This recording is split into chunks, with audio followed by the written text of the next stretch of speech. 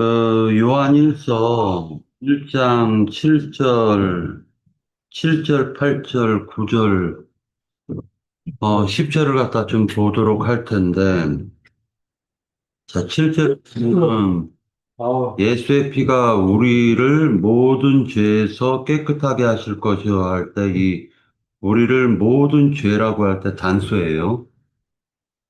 그 중요한 부분이니까, 자, 8절에도 죄라는 말이 나오죠. 만일 우리가 죄가 없다고 말하면 스스로 속이고 또 진리가 우리 속에 있지 아니할 것이요 할 때 이 죄라는 말도 단수입니다. 근데 9절에 보면은 죄라는 말이 나오죠. 이거는 다 복수예요. 두 번 나오는 죄는 다 복수입니다. 네, 만일 우리가 우리 죄를 자백하면 할 때 이게 복수예요. 네, 그 다음에 또 미쁘시고 의로우사 우리 죄를 사하시며 라고 할 때 이 죄도 복수 죄를 얘기하는 거죠. 자, 이제 그 성경에서 단수죄라고 할 때는 그 근원, 뿌리, 마귀를 갖다 상징하고 그 복수죄라고 할 때는 그 마귀에게 사로잡혀가지고 매여 있는 상태에서 인간이 행한 범죄들을 가리키는 게 복수죄예요. 그냥 단순하게 그렇게 보시면 됩니다. 자, 그런데 여기서 중요한 말씀을 하고 계시는 게 7절과 8절이 대치가 되고 있죠. 자, 기훈 형제 한번 읽어보실래요? 7절에 네. 그가 빛 가운데 계신 것 같이 우리도 빛 가운데 행하면 우리가 서로 사귐이 있고 그 아들 예수의 피가 우리를 모든 죄에서 깨끗하게 하실 것이요. 자, 죄를 모든 죄에서 깨끗하게 하실 거라고 얘기를 했는데 8절에 보면 만일 우리가 죄가 없다고 말하면 스스로 속이고라고 얘기를 해요.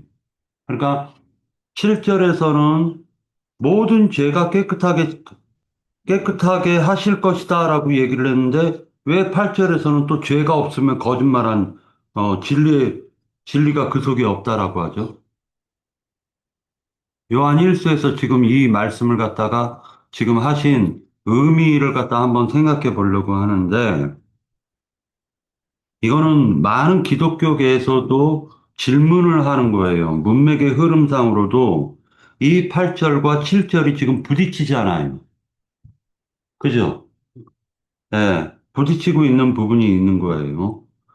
자, 그러니까 7절의 죄와 8절의 죄는 똑같이 단수의 죄인데 7절의 죄에서는 예수의 피가 우리의 모든 죄를 깨끗하게 하셨다라고 딱 얘기를 해놓고 8절에서는 만일 우리가 죄가 없다고 말하면 스스로 속이고 또 진리가 우리 속에 있지 아니할 것이요라고 얘기를 하니까 죄가 없다라고 말하는 그 자체가 성립이 안 된다라고 얘기하는 거죠. 자, 그러면은 앞에서는 예수의 피가 우리의 죄를 깨끗하게 하셨다라고 얘기했는데 8절에서는 너가 죄가 없다고 말하면 너는 스스로 속이는 자야 라고 얘기를 하는 이 의미가 대체 무엇일까 생각을 깊이 한번 해보시기를 바랍니다. 그 다음에 빛이라고 얘기할 때는 이 빛은 하나님의 속성을 얘기하는 거예요. 빛은 하나님의 속성입니다. 자, 그리고 이제 요 부분은 좀 이따 얘기를 하고, 이렇게 요한일서에서는 어떤 의도가 있고 의미가 있다라는 걸 좀 살펴볼 필요가 있습니다. 아까 홍윤재님께서 말씀하신 내용 중에 중요한 내용이 있어가지고, 요것도 조금 첨언을 할 게 있는데, 예수의 피와 그리스도의 피에 대해서 말씀한 게 있어요. 그러니까 예수의 피는 7절에서 얘기하는 예수의 이 피는 완성적인 피라고 보는 거예요. 완성적인 최종 결과물. 근데 그 그리스도의 피는 과정으로 보는 거예요. 과정으로. 저에게는 그렇게 읽혀졌습니다. 자, 그 다음에 그렇게 설명하면 나도 예, 설명을 해요. 그렇게 읽혀졌는데 그 부분을 갖다 좀 설명하려고 합니다. 제가 그 정리한 거는 뭐가 있냐면요.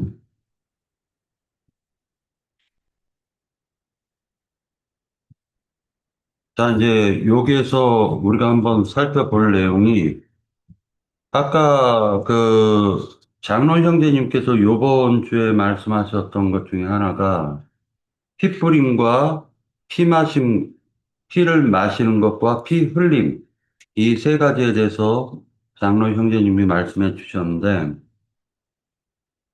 자, 요한복음 6장을 한번 찾아보도록 할게요. 요한복음 6장.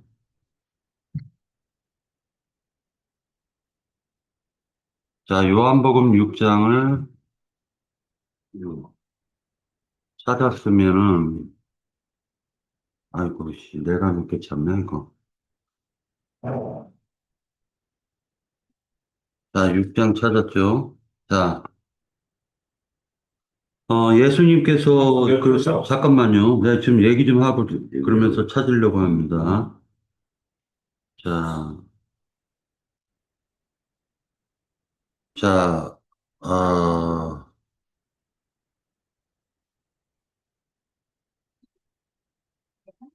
어, 여기 있네요. 어, 50, 54절, 52절서부터 읽을게요. 그러므로 유대인들이 서로 다투어 이르되 이 사람이 어찌 능히 자기 살을 우리에게 주어 먹게 하겠느냐.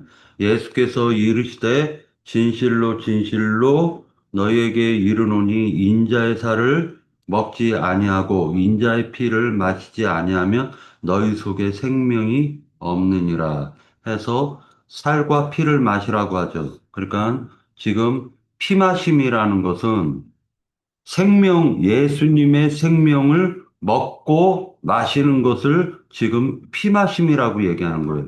살을 먹고 피를 마시는 거를. 54절에 보면 내 살을 먹고 내 피를 마시는 자는 영생을 가졌고 마지막 날에 내가 그를 다시 살리리니 내 살은 참된 양식이요 내 피는 참된 음료로다. 내 살을 먹고 내 피를 마시는 자는 내 안에 거하고 나도 그 안에 거하니라. 살아계신 아버지께서 나를 보내심에 내가 아버지로 말미암아 사는 것 같이 나를 먹는 그 사람도 나로 말미암아 살리라. 이게 핵심이에요. 어, 짐승 제사를 드리고 짐승의 살을 먹고 마시는 레위 반차를 쫓는 제사장들은 완전한 제사를 하지 못했습니다. 그러니까 완전한 제사를 하지 못한 것은 즉 다시 얘기해서 짐승 제사로는 사람의 죄가 완전히 씻겨질 수도 없고 그 사람의 죄가 생명으로 화해질 수가 없다라는 것을 묘사해 주고 있는 거예요. 그래서 구약에서 드렸던 모든 제사는 하나의 예표적인 사건이고 모형이고 샘플이고 그냥 연습 과정을 시키면서 뭔가 하나님이 깨닫게 하시려는 목적이 있는 거죠. 그러니까 구약의 제사는 하나의 그림자일 뿐이다라는 걸 알 수가 있습니다. 63절에 보면은 살리는 것은 영이니 육은 무익하니라 내가 너에게 이른 말이 영의 생명이라 라고 얘기를 합니다. 그러니까 사람이라는 거는 가인의 제사를 하나님이 받지 않으신 것은 하나님께서 그 비밀하게 창세기에 남겨두신 내용이 있어요. 그래서 요 부분들을 사람들이 읽고 그 내용에 대해서 해석, 해석들을 못 하는데 이것이 창세기 1장과 2장에서 해석을 해주고 있음에도 불구하고 해석을 갖다가 잘 못하고 있습니다. 자, 5장에 보면은 창세기 5장 1절에 보면은 이것은 아담의 계보를 적은 책이니라 하나님이 사람을 창조하실 때 하나님의 모양대로 지으시되라고 얘기합니다. 여기서 하나님의 모양대로 하나님이 사람을 창조했다. 근데 하나님의 모양대로 창조했다라는 것은 이건 창세기 1장의 사람을 얘기하는 거예요. 그러니까 다시 얘기해서 그 창세기 1장의 사람이 실제의 적용된 사람은 인자 예수를 가리키는 것입니다. 그래서 하나님의 모양대로 지으심을 받았다라는 건 창세기 1장의 사람이요, 인자 예수요, 그리고 그 인자 예수와 교회, 그 배필된 그 교회가 바로 창세기 1장의 남자와 여자입니다. 그래서 이것은 하나님의 형상과 모양대로 지어진 것입니다. 그래서 2절에 보면 남자와 여자를 창조하셨고 그들이 창조되던 날에 하나님이 그들에게 복을 주시고 그들의 이름을 사람이라 일컬으셨더라 했을 때 이 사람이라는 것은 창세기 1장이고 인자 예수와 교회를 사람으로 묘사한 것입니다. 그런데 3절에서 얘기할 때 보면 아담은 130세의 자기 모양이라고 돼 있어요. 자기 모양과 곧 자기 형상과 같은 아들을 낳아 이름을 셋이라고 하였습니다.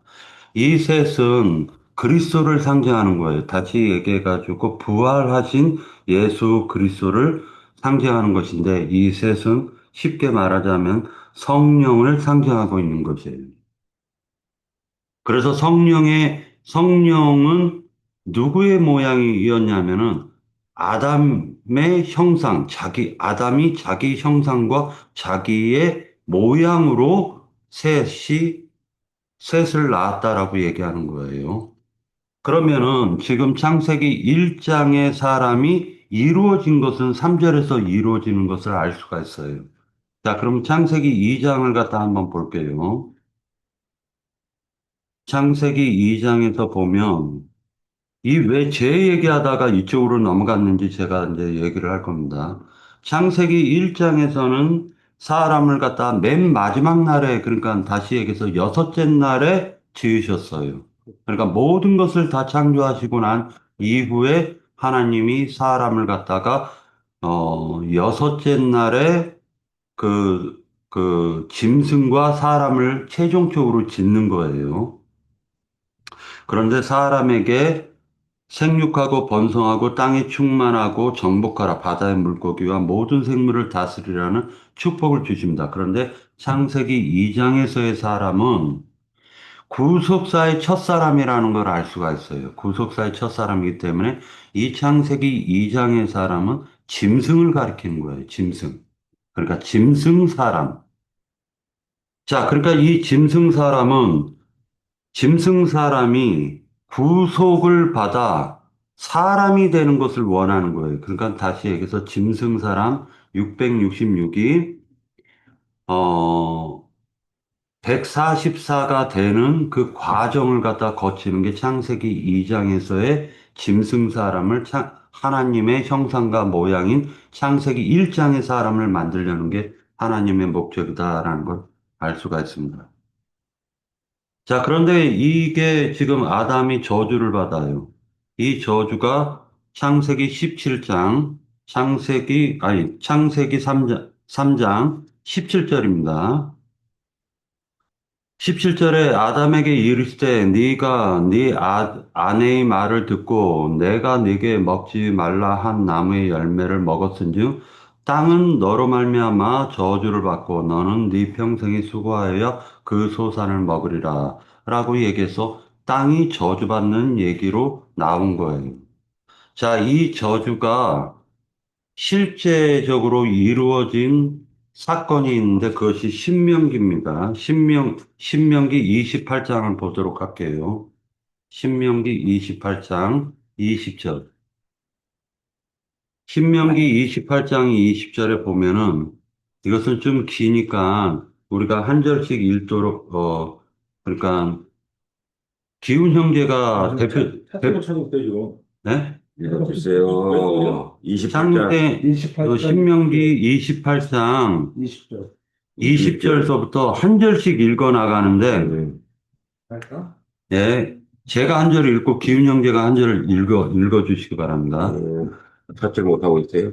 예, 찾았어요. 28장 몇 절이요? 20절. 네가 악을 행하여 그를 잊음으로 네 손으로 하는 모든 일에 여호와께서 저주와 혼란과 책망을 내리사 망하여 속히 파멸하게 하실 것이며 여호와께서 내 몸에 연병이 들게 하사 네가 들어가 차지할 땅에서 마침내 너를 면하실 것이며 여호와께서 폐병과 열병과 염증과 학질과 한채와 풍채와 썩는 재앙으로 너를 치시리니 이 재앙들이 너를 따라서 너를 진멸하게 할 것이라. 내 머리 위의 하늘은 노치되고 내 아래의 땅은 철이 될 것이며 여호와께서 비 대신 티끌과 모래를 네 땅에 내리시리니 그것들이 하늘에서 네 위에 내려 마침내 너를 멸하리라. 여호와께서 내 적군 앞에서 너를 패하게 하시리니 네가 그들을 치러 한 길로 나가서 그들 앞에서 일곱 길로 도망할 것이며 네가 또 땅의 모든 나라 중에 흩어지고 네 시체가 공중의 모든 새와 땅의 짐승들의 밥이 될 것이나 그것들을 쫓아줄 자가 없을 것이며 여호와께서 애굽의 종기와 치질과 괴혈병과 피부병으로 너를 치살이니 네가 치유받지 못할 것이며 여호와께서 또 너를 미치는 것과 눈머는 것과 정신병으로 치시리니 맹인이 어두운 데에서 더듬는 것 같이 네가 백주에도 더듬고 네 길이 형통하지 못하여 항상 압제와 노략을 당할 뿐이리니 너를 구원할 자가 없을 것이며 네가 여자와 약혼하였으나 다른 사람이 그 여자와 같이 동침할 것이요 집을 건축하였으나 거기에 거주하지 못할 것이요 포도원을 심었으나 네가 그 열매를 따지 못할 것이며 네 소를 네 목전에서 잡았으나 네가 먹지 못할 것이며 네 나귀를 네 목전에서 빼앗겨도 도로 찾지 못할 것이며 네 양을 원수에게 빼앗을 것이나 너를 도와줄 자가 없을 것이며 네 자녀를 다른 민족에게 빼앗기고 종일 생각하고 찾음으로 눈이 피곤하여지나 네 손에 힘이 없을 것이며 네 토지 소산과 네 수고로 얻은 것을 네가 알지 못하는 민족이 먹겠고 너는 항상 압제와 학대를 받을 뿐이니 이러므로 네 눈에 보이는 일로 말미암아 네가 미치리라. 여호와께서 네 무릎과 다리를 쳐서 고치지 못할 심한 종기를 생기게 하여 발바닥에서부터 정수리까지 이르게 하시리라. 네. 이 대표적인 28장 20절에서 그 나오는 이 저주의 말씀이 아담에게 임한 것이고 그 저주를 받은 대표적인 사람이 욥이에요. 욥.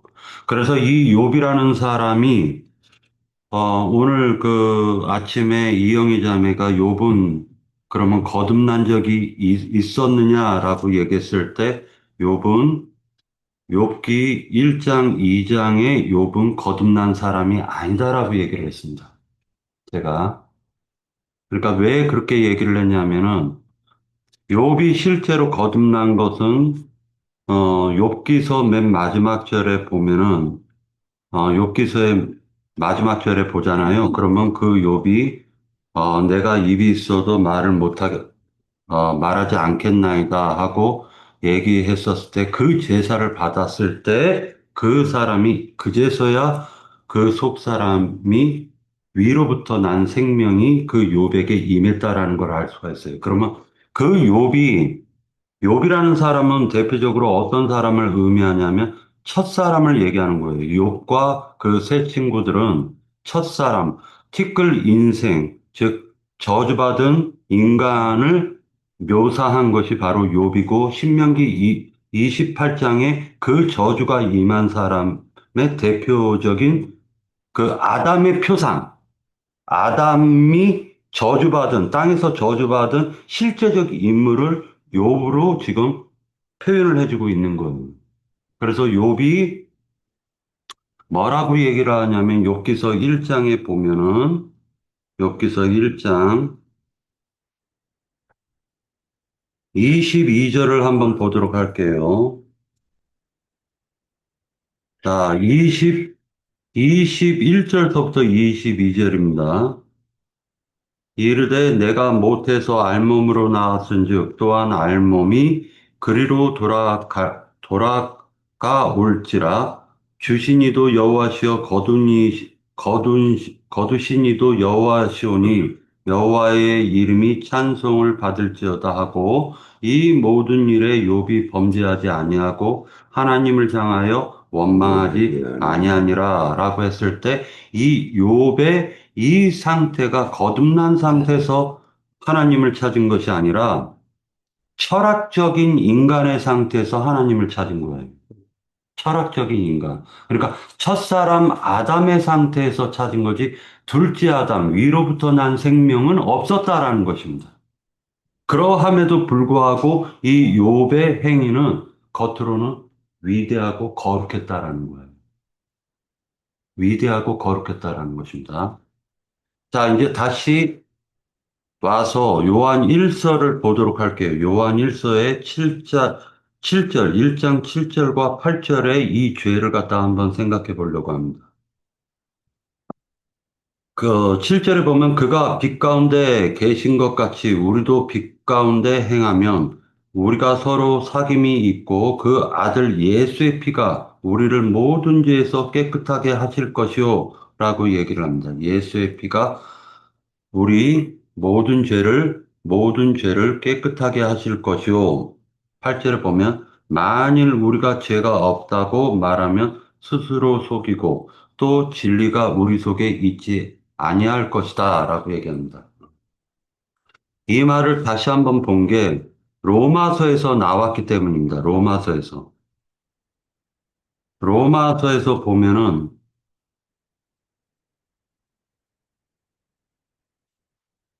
7장을 같이 한번 볼게요.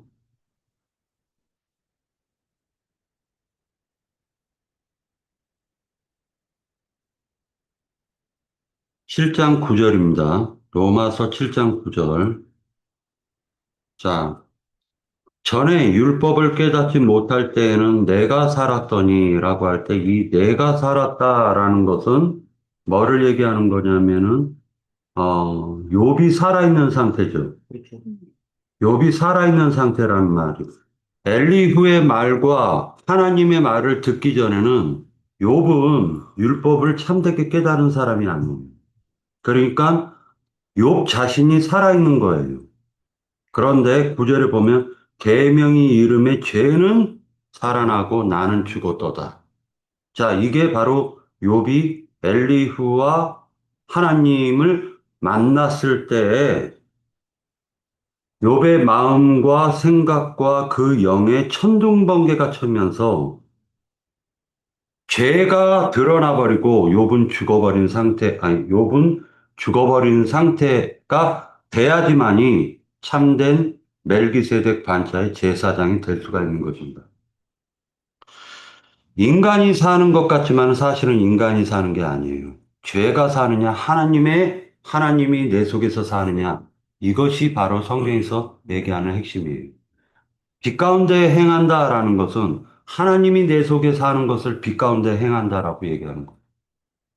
첫사람 아담의 성품으로 살아가는 저주받은 인생이 살아가는 것은 죄가 실제로 사는 거지 내가 사는 게 아닙니다.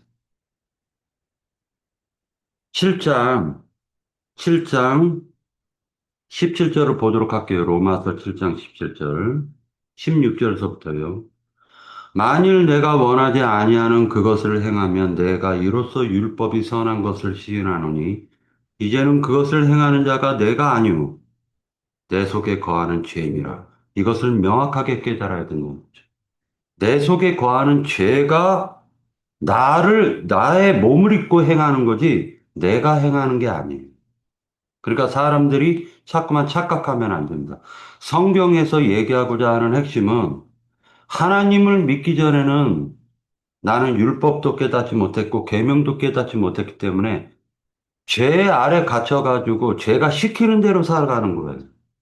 그것은 내 인생이 아닌 거예요. 그래서 종이라고 하는 것입니다. 누구의 지배 아래 있냐면은 마귀의 인격에 사로잡혀 마귀의 속성대로 살아간 인간을 가리켜서 신명기 28장에서 얘기하는 모든 것이 정수리까지 발끝까지 다 문둥병으로 인해 가지고 저주받은 상태에서 살아가는 것을 아담이 땅에서 저주를 받았다라고 창세기에서는 한마디로 묘사를 한 거예요. 20절을 보도록 하겠습니다. 7장 20절, 19절입니다. 19절. 내가 원하는 바 선을 행하지 아니하고 도리어 원하지 아니하는 바 악을 행하는도다. 이것은 하나님을 믿고 난 이후에는 나의 겉사람이라는 육적 생명과 나의 속사람이라는 거듭난 생명, 위로부터 난 생명이 충돌을 하기 시작하는 것입니다. 그래서 이것을 가리켜서 기독교계는 무엇을 요구하는 거냐면은 인간을 선하고 착하게 살라는 바로 성화를 얘기하는 거예요. 그런데 장로 형제님이 말씀하는 거는 생명률을 얘기하는 거예요. 생명률. 생명이 그러하냐라는 것이죠. 그러니까 생명이 어리면은 항상 죄에게 진다. 육체에 속해 있는 죄에게 속 사람이 지는 거예요. 지는 거. 그런데 거듭나지 못하면은 그 갈등도 없다는 거예요. 거듭난 사람이라야만이 내 속에서 충돌이 벌어지는 거예요. 충돌이. 그래서 육과 싸우게 되는 것입니다. 근데 지는 거예요. 만일 내가 원하지 아니하는 것을 20절 만일 내 속에 죄니라. 자, 21절 사도 바울은 선을 갖다가 추구하려고 인간으로서 선을 갖다가 욥처럼 추구하려고 끝없는 노력을 하였으나 결국 21절을 깨달은 거예요. 그러므로 내가 한 법을 깨달았노니 선을 행하기 원하는 나에게 그 나라는 것은 속사람입니다. 악이 함께 있는 것이로다. 그러니까 겉사람 속에 낙의 인격과도 함께 있다라는 두 인격을 깨닫게 된 거예요. 21절 내 속사람으로는 하나님의 법을 즐거워하되 23절에 보면 내 지체 속으로 한 다른 법이 내 마음의 법과 이 마음의 법이라는 게 거듭남, 새 사람을 속사람을 얘기하는 겁니다. 마음의 법과 싸워 내 지체 속에 있는 죄의 법으로 나를 잡아서 끌고 가는 것을 보았다라는 것입니다. 그러니까 인간의 노력으로 성화를 하려고 하였지만 결코 그렇게 될 수가 없다라는 걸 깨달은 거예요. 그걸 법칙을 깨달은 거예요. 24절 오라 나는 공고한 사람이로다. 이 사망의 몸에서 누가 나를 건져내랴 라고 얘기하면서 이것으로 끝나면 복음이 없는 거예요. 25절에 보면 우리 주 예수 그리스도로 말미암아 하나님께 감사하리로다. 그런즉 내 자신이 마음으로는 하나님의 법을 육신으로는 죄의 법을 섬기노라. 이것이 바로 거듭난 사람이 체험적으로 경험한 것을 얘기하는 것입니다. 로마서 8장 1절에 보면 그러므로 이제 그리스도 예수 안에 있는 자에게 결코 정죄함이 없나니 라고 할 때 이 정죄함이라는 게 바로 요한 1서를 얘기하는 거예요. 요한 1서 이렇게 붙잡고요. 로마서와 요한 1서를 붙잡고요. 요한 1서 1장 7절에서 보면은 예수의 피가 우리를 모든 죄에서 깨끗하게 하실 것이요 라고 얘기할 때 8장에서 보면은 이 법을 깨달은 사람이 예수 안에 있는 자에게 그리스도 예수 안에 있는 자, 그리스도 예수 밖에 있는 자가 있고 그리스도 예수 안에 있는 자가 있는데 예수 안에 있는 자에게는 결코 정죄함이 없다라는 것입니다. 이것이 요한 1서에서 얘기하는 1장 7절에서 예수의 피가 우리를 모든 죄에서 깨끗하게 하실 것이라고 얘기를 합니다. 그러면 8절에서 얘기하는 죄라는 건 뭐냐? 8절에서 얘기하는 의미가 뭐냐? 만일 우리가 죄가 없다고 말하면 스스로 속이고 또 진리가 우리 속에 있지 아니한 것이오라고 얘기하는 것은 바로 로마서 8장 2절. 이는 그리스도 예수 안에 있는 생명의 성령의 법이 죄와 사망의 법에서 너를 해방하였음이니라. 3절에 보면 율법이 육신으로 말미암아 연약하여 할 수 없는 그것을 하나님은 하시라니 곧 죄로 말미암아 자기 아들을 죄 있는 육신의 모양으로 보내사 육신의 죄를 정하사 육신을 따르지 않고 그 영을 따라 행하는 우리에게 율법의 요구가 이루어지게 하려 하심이니라. 하시면서 육신을 따르는 자는 육신의 일을 영을 따르는 자는 영의 일을 생각하나니 육신의 생각은 사망이요 즉 겉사람은 사망이요 첫 아담으로는 저주받을 수밖에 없는 거예요. 첫 아담은. 티끌 인생은 저주받도록 하나님이 작정, 예정하셨다는 거예요. 영의 생각은 생명과 평안이니라. 둘째 아담 예수 그리스도 안에 있는 자에게는 결코 정죄함도 없고 그 사람에게는 생명과 평안만이 넘친다. 이것을 얘기할 때 8절에 보면 너희가 죄가 없다고 말하면 스스로 속이는 자다. 부인격으로 살아가는 거예요. 하나님의 능력이 아니면 하나님의 생명과 하나님의 은혜와 하나님의 능력이 아니면 우리는 항상 죄의 법에 사로잡아 끌려가는 것입니다. 육신을 입고 있기 때문이에요. 이영애 자매가 오늘 아침에 저랑 약간 그 다툼이 있었는데 그 다툼이 뭐냐면은 그러면 인간이 막 살아도 되냐라는 질문을 했어요. 제가 얘기하는 말은 뭐냐면은 위로부터 난 생명은 막 사는 생명이 아니다. 막 살도록 하나님이 위에서 난 생명인데 어떻게 막 살 수가 있느냐.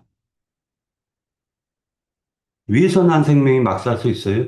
하나님의 형상과 모양인데 그 사람이 막 살도록 하나님의 형상과 모양이신 그 속 사람이 막 사는 게 그게 정답입니까?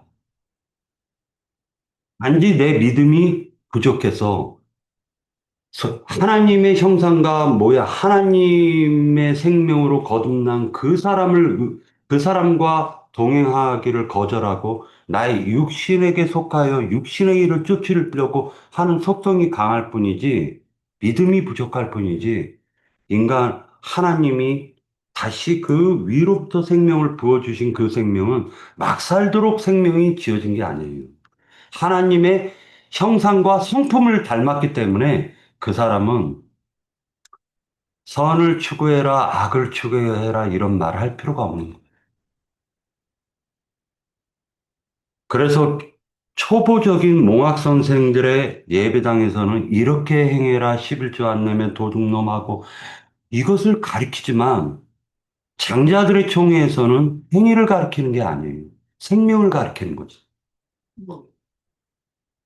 예, 여기까지입니다.